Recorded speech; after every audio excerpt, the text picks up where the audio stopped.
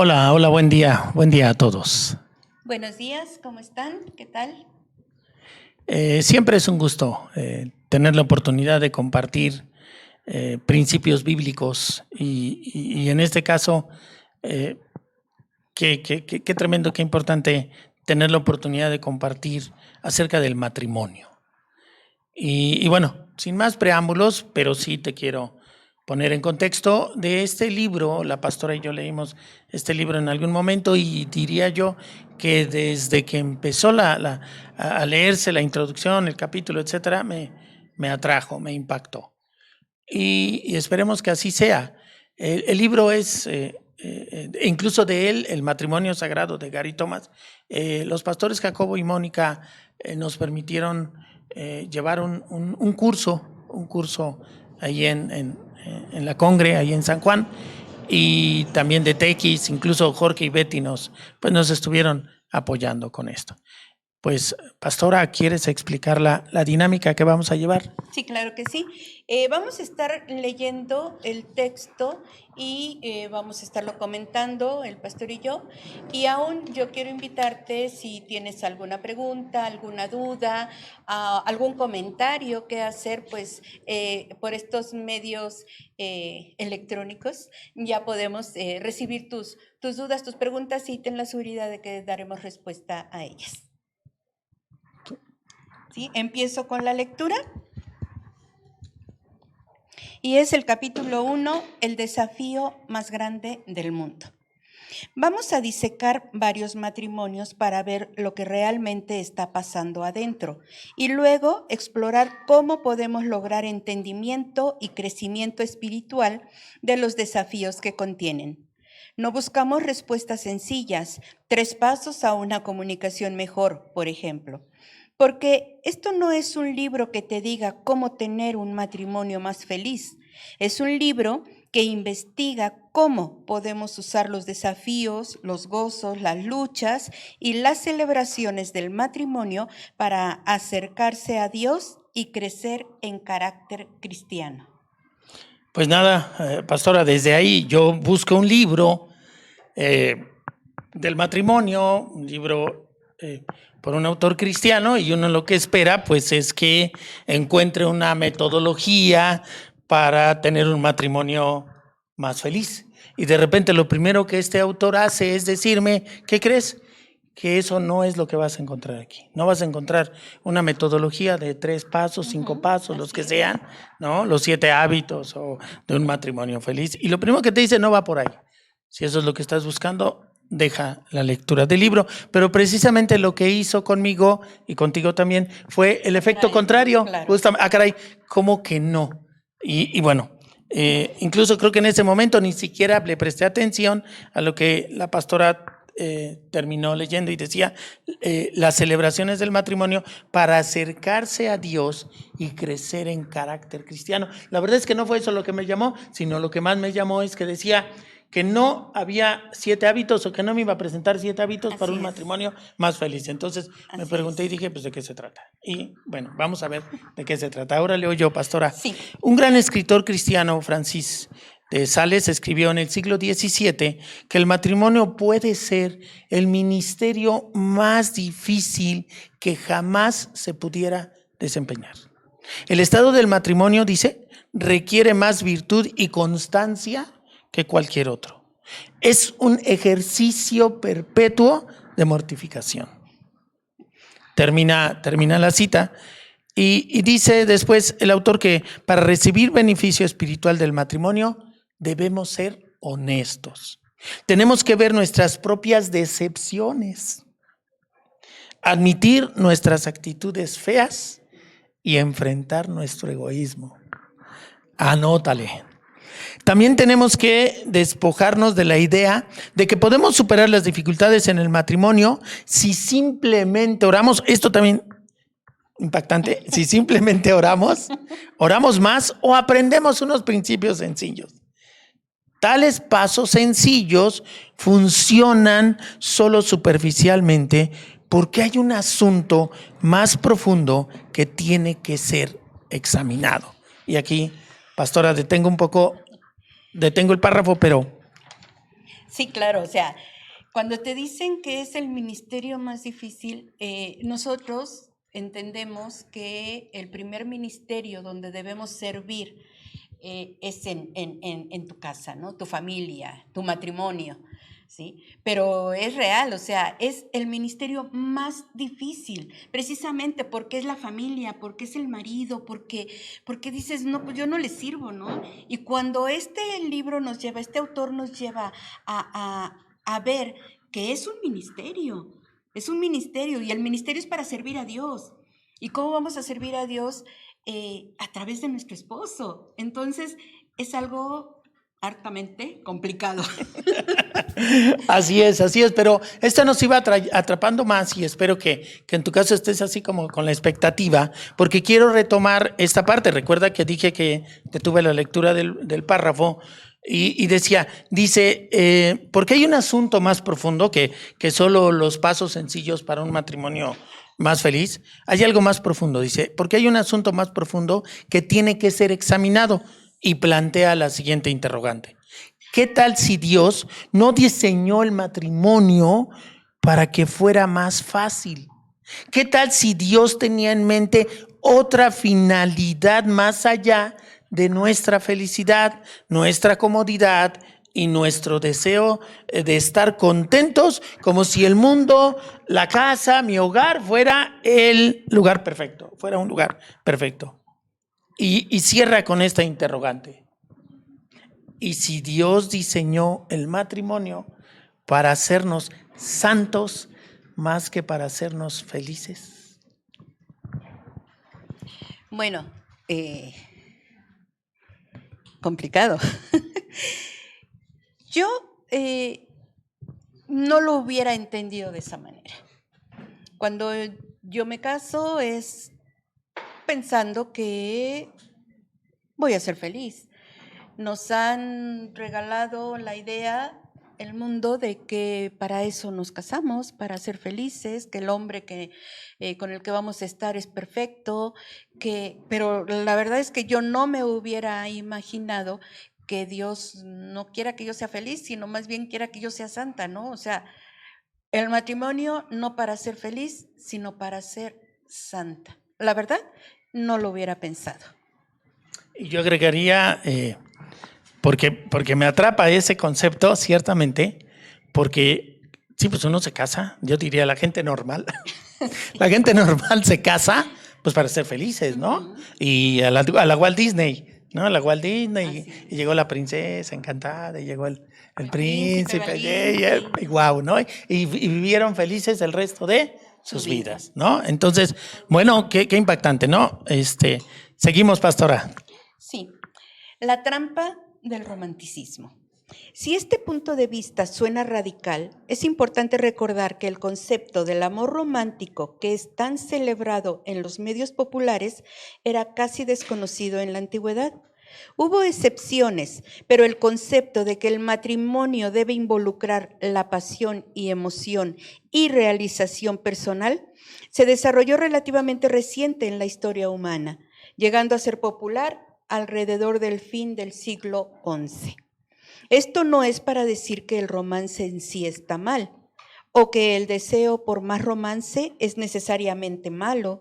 Los buenos matrimonios trabajan fuerte para preservar un sentido de romance, pero la idea de que un matrimonio pueda sobrevivir con solo romance o que los sentimientos románticos son más importantes que cualquier otro factor en cuanto a escoger a una pareja ha hecho naufragar muchos barcos matrimoniales. Wow, cuánto conocimiento, sí, ¿no? Cuánto entendimiento, cuánto conocimiento hay.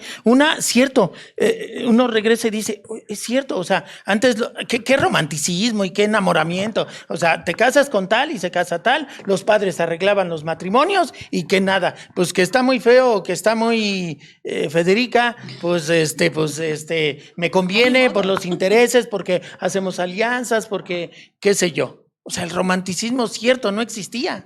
No. Pero ojo, bueno, esa parte me impacta, ¿no? Primero, es cierto, es histórico, Y luego, bueno, busca dar como el equilibrio, porque dice que no es que en sí esté mal, ¿no? El romance, no hay que confundir la gimnasia con la magnesia. Y dice que incluso los buenos matrimonios, como los de Peniel San Juan, los de Peniel Tequis y también Peniel Querétaro, luchamos fuerte, trabajamos fuerte para preservar un sentido de romance, un sentido de romance. Y por cierto, que no haya ido a su retiro de matrimonios, porque un encuentro de matrimonios, porque ahí justamente, ¿no?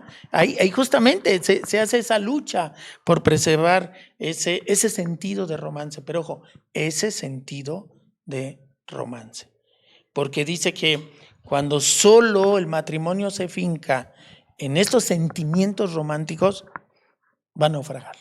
Claro. Qué tremendo. Sí. Qué tremendo. Y bueno, yo ahí quedaba, digo, ya lo leímos y ya sabemos qué sigue, pero ahorita quiero dejarlo, wow, ahí va leyendo uno y dice, no puede ser, o sea, no me checa. Si lo romántico es lo que va a mantener al matrimonio, no es que sea malo, ¿no? Pero dice, si solo es eso, va a naufragar. Sí, así es. Bueno, te va a tocar a ti comentar, pastora, porque en su ensayo acerca del matrimonio, Catherine Porter explora los altibajos del matrimonio y hace las siguientes observaciones acerca de la joven recién casada, de una joven recién casada. Está desmayada, horrorizada y llena de culpabilidad porque se está dando cuenta de que ella es capaz de odiar a su esposo, a quien ama fielmente. Lo puede odiar tan feroz y misteriosamente como odiaba a sus padres, a quienes ama. Y lo odiaba a sus padres cuando era niña. Dice, y misteriosamente como odiaba a sus padres cuando era niña, pero ella reconoce que los ama. Creía ella, la joven casada, creía que había superado esto, pero ahí está otra vez. Un elemento de su propia naturaleza que no puede controlar o teme que no puede. Tendría que esconder esto de su esposo, pues quiere mantener su amor. Con solo una perspectiva romántica del matrimonio, advierte Porter, una joven puede perder su calma. Teme que su matrimonio fracase porque a veces siente una hostilidad dolorosa hacia su esposo y no puede admitir la realidad de esto, porque sería una admisión que dañaría en sus propios ojos su idea de lo que debe ser el matrimonio como la consumación del amor romántico. ¿Qué tienes que decir, pastora? Que esos sentimientos a veces sí atacan, ¿no? a la persona. Y yo creo que es indistinto de un varón hacia la mujer, o como en este ejemplo, de la mujer hacia el varón. No conocemos realmente a la persona con la que nos estamos casando. Y puede crear esos sentimientos, ¿no? De culpa, pues de preocupación, ¿no? De qué está pasando, porque pues yo amo a mi esposo profundamente, pero en ese convivir diario, en ese trato diario, en ese no conocer todo, ¿verdad? Porque cuando somos novios no nos dejamos ver mucho, ¿verdad? De lo malo o de lo feo que podamos tener, ¿no? Entonces se pueden crear, y no es que sea odio exactamente, sino hay algo ahí, ¿no? Que no me gusta de la persona o me enoja alguna situación y de repente puedo creer que mis sentimientos, puedo estar confundida, ¿no? Y decir, a ver, pues si yo lo amo, ¿cómo puedo estar sintiendo ahorita que lo odio, ¿no? Y pues eso sí es posible. Bueno, yo diría que lo hemos vivido todos. Así es. Yo creo que todos los matrimonios lo hemos vivido, sobre todo los que no hemos tenido esta unión desde estos principios cristianos, claro. Los que nos unimos sin haber leído el matrimonio sagrado, ¿sale? Ok. ¿Quién lee, pastora? Ya me perdí. ¿Te lees? Yo. Tú lees. Yo leo. Dice, el matrimonio nos recuerda de la realidad diaria de vivir como seres humanos pecaminosos en un mundo radicalmente quebrantado. Queremos amar, pero frecuentemente terminamos por odiar. Una perspectiva madura y sensible espiritualmente tiene que ser construida sobre el fundamento del amor maduro en lugar del romanticismo. Pero de inmediato esto nos pone en contra de la cultura. Nosotros casados, las personas casadas, nos damos cuenta que después de algún tiempo la relación matrimonial se siente sin chispa. Las parejas responden en diferentes maneras, muchos romperán su relación e intentarán recrear el romance apasionado con otro o con otra. Otras se irán por abajo en una especie de guerrilla matrimonial, una lucha pasiva-agresiva en la cual cada uno echa la culpa al otro por su insatisfacción o la falta de emoción. Algunas parejas deciden meramente cohabitar. Aún otros quizá optan a buscar un significado más profundo, una verdad espiritual escondida en la situación de intimidad forzada. Pues sí, digo, creo que es claro, el matrimonio, dice, empezaste tu lectura, pastora, el matrimonio nos recuerda de la realidad diaria de vivir como seres humanos pecaminosos. Así es, o sea, imperfecto. Exactamente, o sea que el príncipe azul pues se quedó en los sueños que cuento. yo tenía en el cuento, porque ciertamente somos hombres y mujeres redimidas, pero estamos en un mundo caído y estamos en esa lucha y en ese proceso, y el matrimonio nos va a confrontar con eso justamente. Y entonces, pues ciertamente esto te digo que me atrapaba, porque cada que expresaba algún otro concepto decía, es cierto, y en lugar de la culpa pasaba uno al entendimiento y a la comprensión y a decir, entonces no es que esté tan mal, digamos, o sea, esa culpa empezaba a diluirse porque era comprensible. Lo que sucedía es que nos habíamos casado, la gran mayoría, con ese estereotipo de la mujer perfecta, infalible, es una maravilla. Y bueno, pues el ver la realidad apagaba la chispa. Y lo que dicen, ¿no? Finalmente, Claro. Algunos optan por varias cosas. Una, volver a buscar ese romance, ya se acabó, ya no la quiero, ya no siento que la amo, y entonces busco y corro. O otro dice, pues me la llevo tranquila, ya, pues total, es buena onda, pues vamos a llevarnos. Y en fin, muchas razones para apenas sobrevivir. O buscas el amor apasionado ya en otra Exactamente, persona, sí, ¿no? sí. Y empieza uno a cometer errores. Así es. Horrores, ¿verdad? Horrores más. No errores, sino horrores. Muy bien. Buen punto, pastora. Muy bien. ¿Quién leo yo? Podemos huir de los desafíos del matrimonio, o podemos admitir que cada matrimonio nos presenta estos desafíos y enfrentarlos directamente. Si encontramos que las mismas dificultades desafían cada matrimonio, podemos deducir entonces que Dios diseñó un propósito en este desafío que trasciende algo tan ilusorio como la felicidad. Este libro busca aquello, propósito y significado. ¿Cómo podemos descubrir en los desafíos del matrimonio las oportunidades para aprender más acerca de Dios, crecer en nuestro entendimiento de Él y aprender a amarle mejor? ¿Qué dices, pastora? Pues que a veces sí recurrimos a la salida fácil, ¿no? Y podemos huir de los desafíos, como dice aquí, ¿no? Podemos huir de estos desafíos del matrimonio, pero la realidad es que vamos viendo, nos vamos acercando cada vez más a deducir que Dios diseñó el matrimonio con un propósito, ¿sí? Y que esto trasciende más allá de que yo soy feliz o no soy feliz, ¿no? Hay algo más importante que la felicidad, ¿no? Y hacia allá nos vamos a ir dirigiendo. Muy bien. Y bueno, siguiente punto, ¿es bueno para un hombre no casarse? Wow. Y bueno, estamos hablando de matrimonios y como preguntamos, Claro. ¿es bueno para un hombre no casarse? Pareciera contradictorio. Pareciera contradictorio. Muy bien. Ahora yo diré, si quieres estar libre para servir a Jesús, no cabe duda, quédate soltero. El matrimonio consume mucho tiempo, pero si quieres llegar a ser más como Jesús, no puedo imaginar algo mejor que casarse. Ser casado te obliga a enfrentar asuntos de tu carácter que jamás tendrías que encarar como soltero. La obra transformadora del matrimonio es el compromiso de 24 horas al día, 7 días a la semana. Esto nos moldea hacia el carácter de Jesucristo. En lugar de levantarse a las 3 de la madrugada para orar en un monasterio, la pregunta es, ¿quién se va a levantar cuando el paño, ¿cómo se llama? El pañal.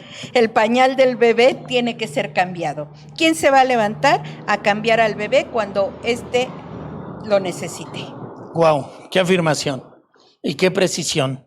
Y bueno, de atrás para adelante. Sí, ciertamente hay gente que cree que el mayor ministerio, la mayor comunicación con Dios será si te aíslas y te vas a un monasterio y te quedas ahí solo. No, y aquí nos plantean, no. A ver, ¿quién se va a levantar cuando los dos cansados, agotados de atender al bebé, de trabajar y llora el bebé? ¿Quién se va a levantar a atenderlo? ¿Quién se va a levantar a darle la mamila, etcétera, etcétera? Pero la parte con la que iniciaste aquí, pastora, desde el título mismo, y retomando que estamos hablando de matrimonios, y entonces ahora resulta que es mejor quedarse, no casarse, ¿no? Y dice, ahora yo diré, dice, si quieres estar libre para servir a Jesús, no cabe duda, quédate soltero. Wow, esa expresión, otra vez, impactante, porque además dice que consume mucho tiempo el matrimonio, y esta parte donde dice que ser casado te obliga a enfrentar asuntos de tu carácter que jamás tendrías que encarar como soltero. Qué tremendo, es cierto, hay asuntos de mi carácter que si yo no estuviera con la pastora, no estuviera casado, entonces no tendría que enfrentar seguramente y yo solito me las arreglaría o no se presentarían simplemente. Al estar conviviendo, al ser una sola carne, wow, pues sí, hay complicaciones, ¿ok? Así es. Yo leo. El matrimonio nos llama a una vida enteramente nueva y a la vez una de autonegación. Me di cuenta de esto cuando quedé en casa a trabajar mientras mi esposa e hijos viajaban. Por primera vez tuve un sábado libre. Cada sábado mi esposa y yo hablábamos acerca de qué íbamos a hacer como familia ese fin de semana.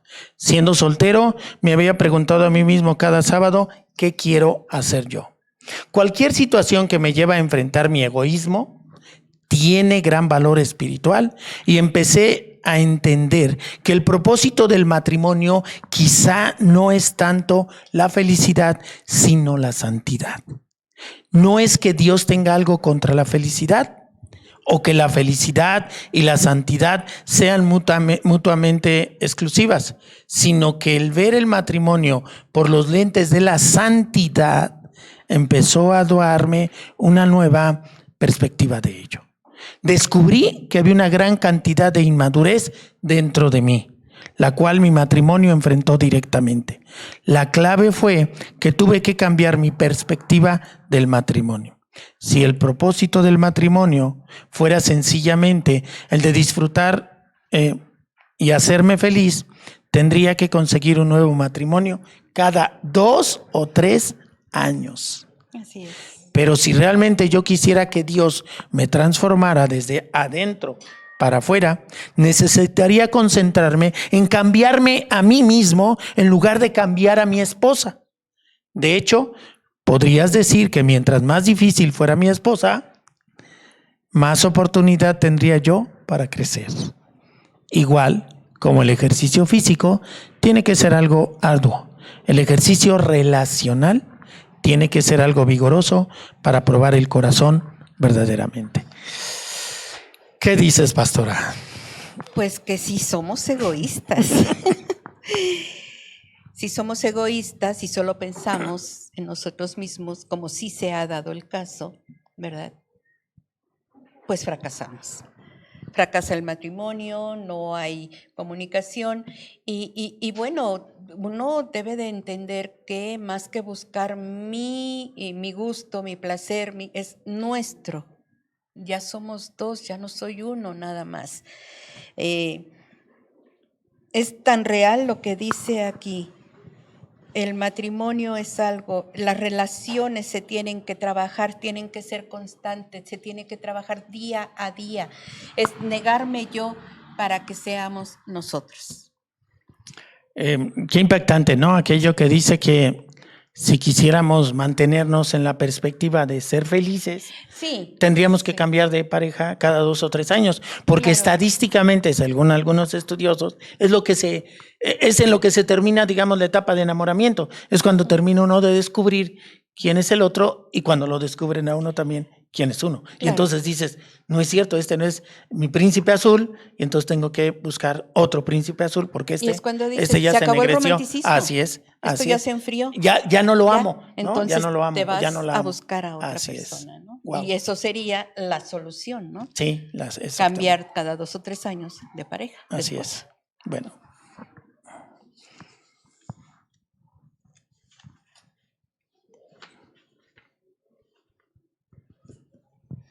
Desafortunadamente, como ser humano caído, no puedo apreciar a mi esposa como Dios la aprecia. O no puedo apreciar a mi esposo como Dios lo aprecia. No puedo entenderlo como Él quisiera. Él no puede mirarme a mí como si yo fuera su Dios. Aunque yo intento amarlo como Dios lo ama, fallo con cada intento cada día. Buscando el amor en todos los lugares equivocados. Creo que mucho de la insatisfacción que experimentamos en el matrimonio proviene de esperar demasiado de ello. Pedimos demasiado del matrimonio. Queremos obtener la porción más grande de nuestro sentido de cumplimiento en la vida de nuestra relación con nuestro cónyuge. Esto es pedir demasiado. Es verdad que debe haber momentos de felicidad, significado y un sentido general de cumplimiento, pero mi esposa no puede ser Dios. Mi esposo no puede ser Dios. Y yo fui creado con un espíritu que anhela a Dios. Entonces, este libro apunta más allá del matrimonio. El crecimiento espiritual es el tema principal. El matrimonio es meramente el contexto. Qué tremendo. Qué tremendo y bueno, pues el matrimonio se convierte entonces en una oportunidad, se convierte en un horno de fuego en donde vamos en un taller del maestro, ¿no? Donde el artesano va a ir modelando, porque es donde más van a salir nuestros defectos, donde tengo que ser honesto, donde se van a descubrir mis mentiras, mis dobleces, en fin, terminamos, es solo el primer capítulo.